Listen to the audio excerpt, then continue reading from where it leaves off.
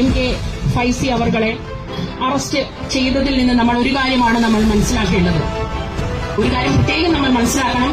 RSSO BJPയോ അല്ലാത്ത ഏതൊരു Indian പൗരന് നേരെയുള്ള ഒരു മുന്നറിയിപ്പാണിത്. ഇത് നമ്മൾ മനസ്സിലാക്കേണ്ടത് വളരെയധികം ആവശ്യകതയാണ്. BJPയോ RSSO അല്ലാത്തവർക്ക് ഇന്ത്യയിൽ ജീവിക്കണ്ടേ? ഒരു മുസ്ലിം ആയാൽ തീവ്രവാദിയാണോ?